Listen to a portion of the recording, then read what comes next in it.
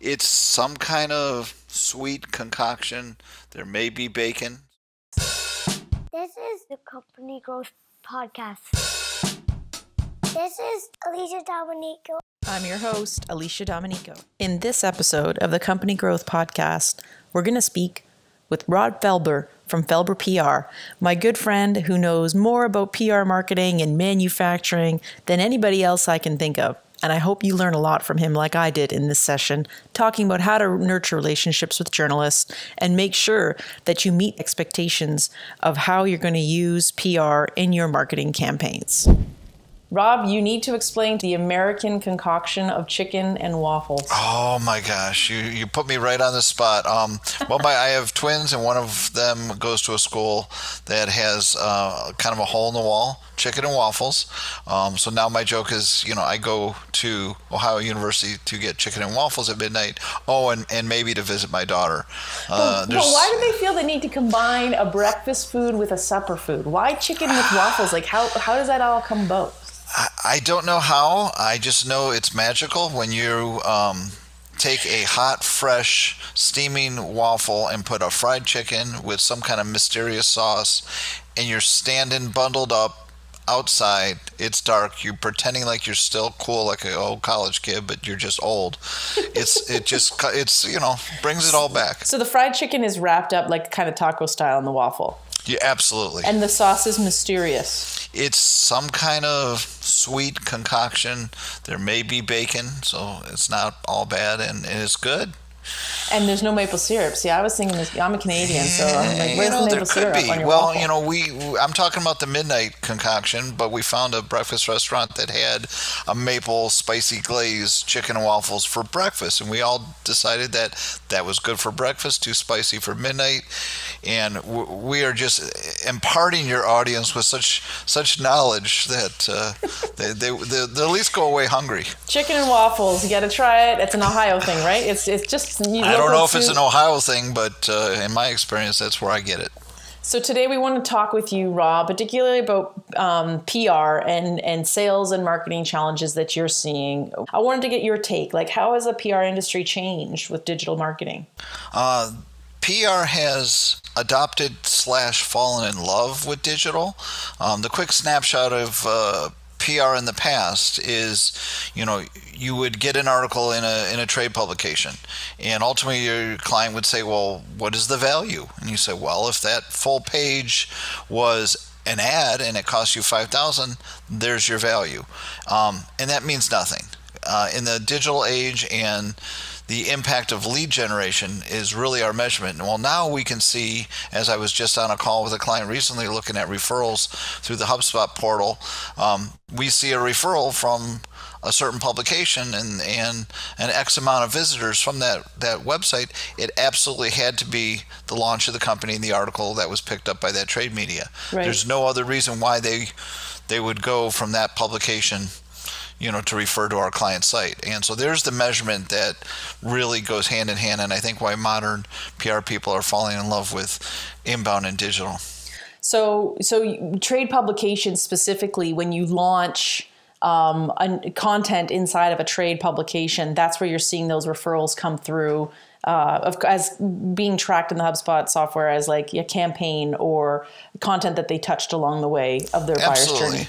Absolutely, yeah. It's coming in as a referral on a report. They visit that website and then linked, to the client site. But you could also see that through email marketing, through use of content, and depending on the content offer, for example, a white paper with an embedded call to action. You can still get that same measurement, just coming in a different way from the same approach. Where do you stand on press releases? Press releases are the least sexy way to attract attention. And I say that not because we, still don't use them, which we do. They're mostly used when you have an announcement to make that is not very specific to either down to a publication or even a sector. It could be, hey, we're expanding our plant, or we just added a new line.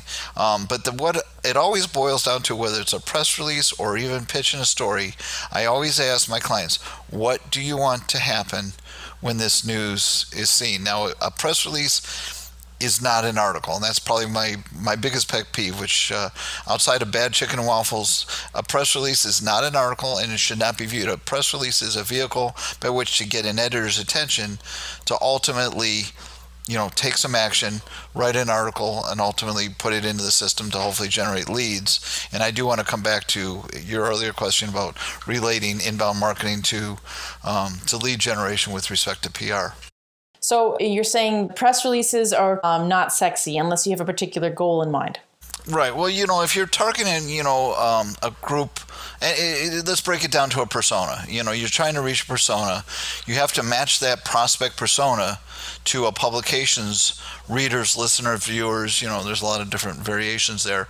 If you have a match, then you have to have a piece of content that would be interesting to that prospect in the publication's vehicle. You might have the best story in the world on 3D metal printing, but if you're pitching it to a food engineering magazine, they're going to be like, what has this got to do with us? So you have to have a match and bring content, whether that content is white paper, case study, testimonial, application story, article, whatever it may be, it has to be interesting to the publication's readers. And of course, as I said, that you have to have a match that the readers have to be your prospects. Otherwise, the whole house cards falls down. Yeah, and nobody's going to even want to put it in their publication. Right, sure. and that's a hard thing to parse. What is a story, what isn't. And a press release is just one of many vehicles. We often rather prefer, I should say, to pitch a story to a particular publication. We've identified, trade publication X, and they have 25,000 circulation, and that's a lot of eyeballs. That doesn't mean they're all prospects, but we try to come in with a very specific story to that publication. An example recently is we wrote a piece of content that was on laser cut metal, but it was very specific to electronics and what you can do in the electronics and cutting buses and control boxes and such. So we targeted that article to a publication that really stays in the electronics industry, and that's what they wanted to publish. And that's when you can see the referral sites coming in. When I first started in communications, there was this concept that you do a press release and then a journalist will call you and do a story up on it. Do you see that happening at all anymore? They don't jump on their private jet and knock on your door within 10 minutes. And I think what you've hit on is a very interesting topic in what are we expecting to happen. And we just launched a client about a month ago, and some of the folks that do not have interaction with sales and marketing, call them CEOs, CFOs, other folks that don't know what marketing or PR does, are like, why aren't we informed? Why isn't CNN calling? And so you really have to manage your expectations of what's going to happen, and there's nothing wrong with the follow-up. Every journalist that you ever ask will tell you, don't call us, we'll call you if we're interested.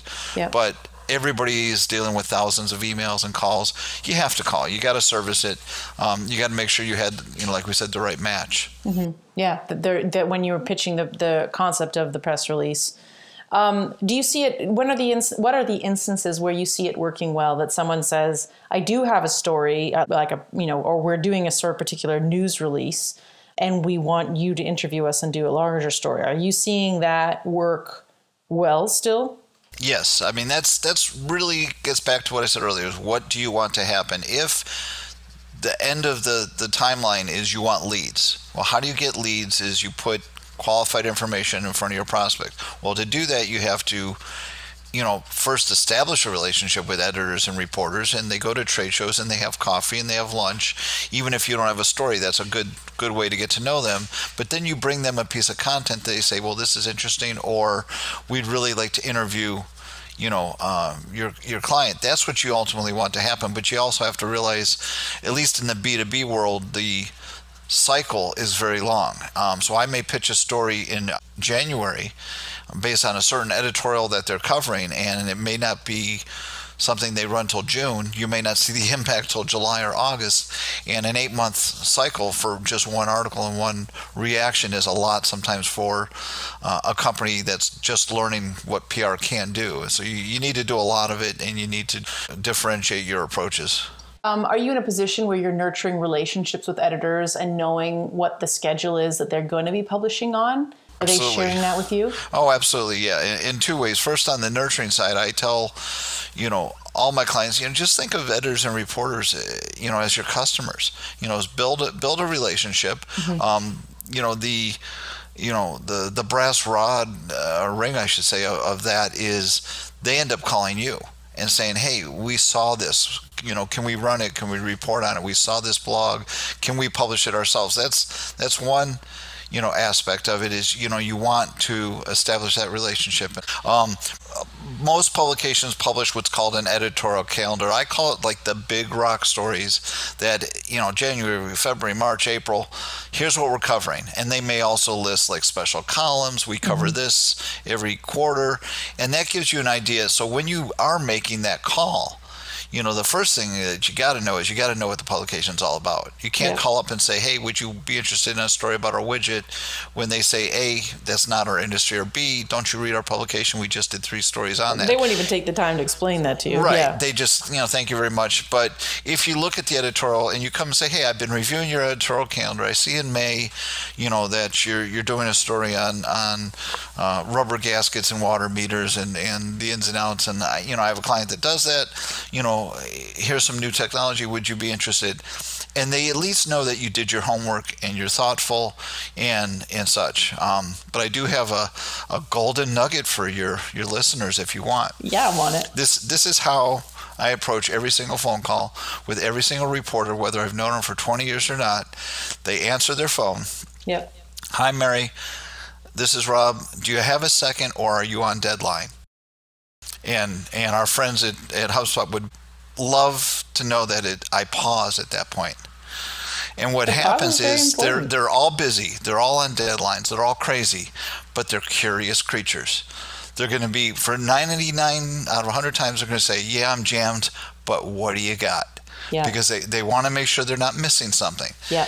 And it also shows respect for their time. And say, oh, wait, this is someone who understands I'm on deadlines? Yes. And it's a magic phrase, and I've used it for about 20 years.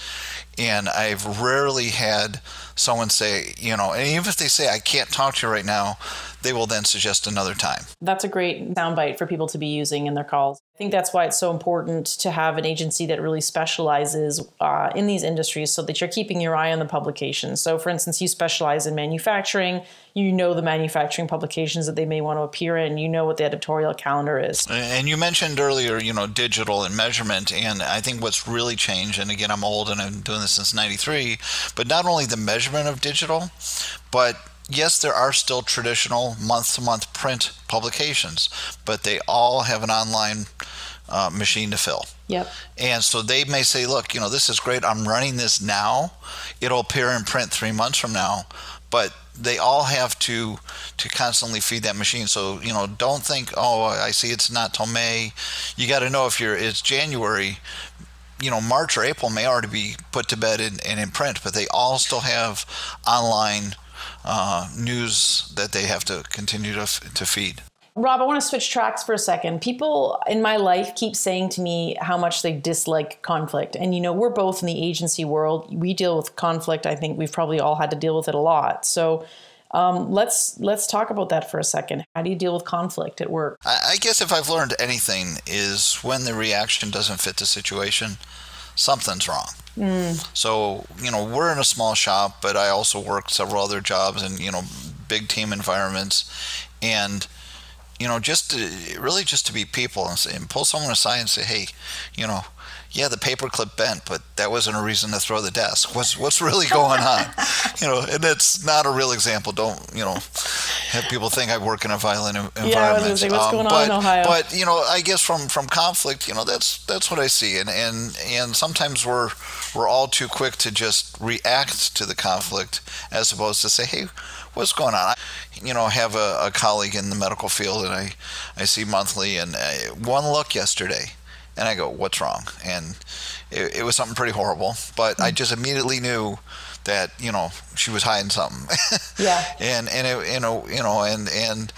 just to be real for a minute. And I think that's what sometimes gets missed in the fast pace of business and people and then hiding behind I guess you can't get away from it on a video call as much as you can on a conference call. But just to really be real and try to figure out how are we gonna diffuse this conflict, whether it's something you created or not. Do you find that conflict is typically your biggest obstacle in business? No, I think what's often the most difficult is kind of twofold. One, people not understanding goals with respect to what your services are. And if someone thinks one thing's going to happen, like CNN's going to call tomorrow, and what's really happening is, ABC print publication that you never heard of is going to call in 6 months. Those are wildly different outcomes. And conflict can arise if you're not on the same page. And I always try to, early on in the conversation, what do we expect to happen? This just happened even today on a call with a client. Someone that's not involved in what myself and the client contact are doing is pressuring for results, and the company's been up a month. Yeah. And I'm like, well, what kind of results? So agreeing on the measurement and whether you're using a platform or not, you have to agree, like, okay, this is how we're going to know that we got there. And whether it's leads or moving people through the sales funnel and the like. Rob, I know that you're a good people manager just from how you interact, but talk to me about the leaders that you followed. In terms of company growth, leadership is so important. So tell me about a leader you loved and why. I had an opportunity many, many, many years ago at a sales and marketing conference in Detroit, Michigan. The speaker was Dr. Amar Bose, yes, from Bose Radio. Oh, cool. And he was hysterical, and he was a MIT professor, academic. And he led off as like, hey, I'm a professor. I'm programmed to go 90 minutes. Someone stop me if we get to that point. But I got to hear his story.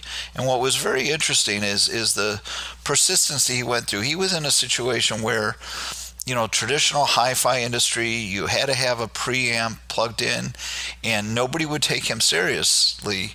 He would spend hours in retail stores just listening to the conversations and what sold, and somebody buy a bigger speaker just because it was bigger, not because it was better. And history has proven that his product, the Bose and the Bose speakers and sound and everything that goes with it, was superior. But you didn't need a preamp, and a salesperson would insist on plugging a preamp into his product and blowing it up, and then say it was bad. And his persistence, I just can't imagine. I guess you'd probably see the same from a Howard Schultz or Herb Kelleher. That's Starbucks and Southwest Airlines respectively. They all had that passion to listen to the customer. And I walked a guy out to his car. He probably thought I was a stalker. Can I drive you to the airport? Anything to get four more minutes with Dr. Bose. And he's since passed, I think, in 2013. But I was young, and it was a long time ago. But it was just an amazing story of persistence from all those leaders that I mentioned. And listening to the customer, I know Howard Schultz would sit in cafes and just listen to the orders and try to find the gaps in customer service. If you're going to be a disruptive product, really understanding what difference you're making and then being persistent is such a good takeaway. I think you're absolutely right. It's absolutely even more difficult when you're disrupting. It's one thing to make a better mousetrap. It's one thing to, why are we catching mice to begin with, and be a disruptor in there. In your working career, has there been a leader that was a mentor to you or that you worked with, and how did they shape you, or what were the lessons you took away? I can really go back way back to high school. I thought I was going to be a photojournalism. I was actually working at a local newspaper, but I had met somebody. And, he was, not to put him down, but he was just a run-of-the-mill photographer at a small weekly. But he pulled me aside and said, hey, I think you got something, and he encouraged me, almost to the detriment of his own job, to step out of my comfort zone. I remember him taking me in to meet the editor. I didn't even know what an editor was when I was 17. Yeah. And here's his pictures. I think we could use them. And I, many years later now, I have lost touch, 30, 40 years ago. But, that was someone who wasn't in a leadership position, other than he was the only photographer in the publication. But, saw something and pushed me out of my comfort zone and said, hey, I think you can do this. That's amazing. Leaders don't have to be in rank and file they don't have to be the CEO to be the leader. Let's switch to MarTech, software that helps you resolve challenges. I think the biggest challenge is staying on task. And we've tried several different, and I think we've had a side conversation on this in the past, with different types of software for project management. And what seemed to work for our small company is teamwork. We tried Asana, and I'm nothing wrong with either product, but that's a platform that for some reason has stuck. If I had to say another really not necessarily designed for marketing technology, but Zoom with respect to video calls, probably one of our best return on investments. To be able to have unlimited calls, 20, 30, 50 people at a time at the drop of a hat has made us more efficient, and has actually helped us reach outside of our borders. Two of our newest clients are in a completely different time zone. And to be able to use a software like that, whether it's training, we're trying to explain something, on the HubSpot platform, and we'll make a 20-second video and say, here's what we're talking about. And you record that in Zoom? Actually, with HubSpot, we'll do the training videos with Vidyard. But the communications with the client, where we're sharing screens and basically doing, our client engagement, we'll do in Zoom. Video recording is a feature of Zoom, though, that you can record your meetings? Yes. And is that's part of what you use it for, or you don't play around with that? We don't always record, but sometimes if we're interviewing for content and they're speaking really, really fast and we know we're going to have to transcribe it, it is helpful to record it, let the client know, hey, we're interviewing you, we're not the media, and I say that in a kinder, gentler way. When you are in a media interview, it's a whole different ballgame, but I say, look, we're your agency, you get to see everything we produce before it goes to the media. Yeah. So we're recording this for accuracy. And even we tell clients that, we need to get at the subject matter experts. That anybody that can generate even a sentence of content knows that they have to engage with the subject matter experts. And in manufacturing, that's a challenge for us, because it's a quality engineer whose total job is, keep places running and make sure products are quality, and the last thing they want to do is stop for a half hour and talk to a marketing person. Even if they understand the value of where their content would be, that would help them bring more work in, they're still under pressure. We say, hey, you're driving to the airport, can we get on a call? Can you send us a voice memo? Or even, can we send you 24 questions via email and you answer them at your leisure? You got to be able to get at that content, but a couple of those software programs I mentioned do help us do that. I want to push back on Zoom. We're a G Suite users, so automatically we get access to Google Meetings. And I love that from my calendar, I can just attach a meeting link. Right. And there's no installation for anybody else. Do you find the user experience is as good with Zoom? I do, and I guess when we think about platforms, we are PC based, and which is very non-traditional for a creative firm. Usually everybody's in the Apple products and so forth, and you mentioned the Google platforms, but because we're old school and we have old financial systems, we still need to have, I'm talking about QuickBooks, we still need to have the PC. So given if we were to bridge that, not need it, but I found that if I had to think of go-to meeting or anything, there wasn't a single one I went to that the meeting didn't go, and you had to click and then you had to download. And with Zoom, it's I can launch it on the fly. I can invite people right to a Zoom that I just started, or we do a lot of scheduling. Very last thing we do on every call is, when are we talking again? Okay, in a week.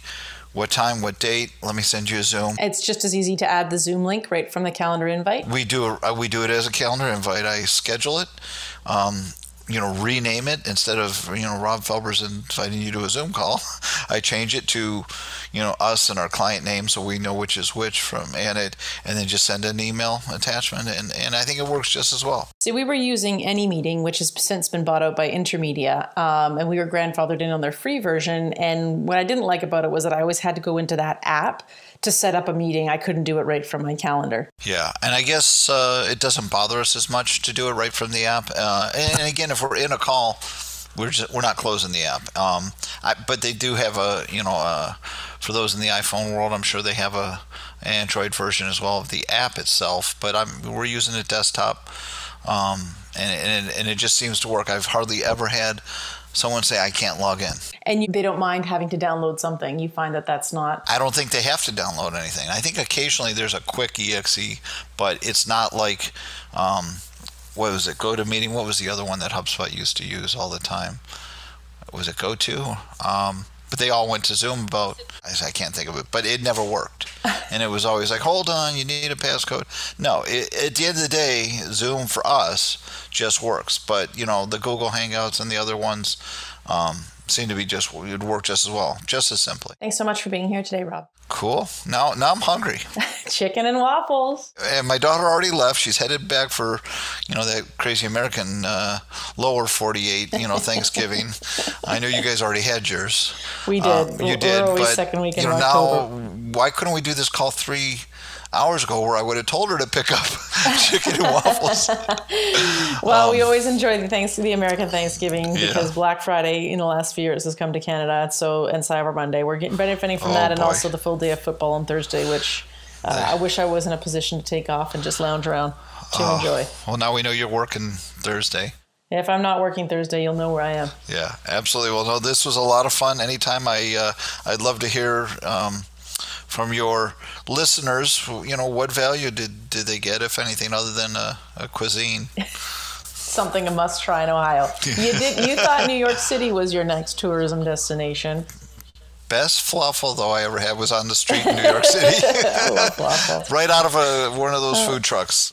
Did you say waffle or falafel? Falafel. Out of a truck in New York City.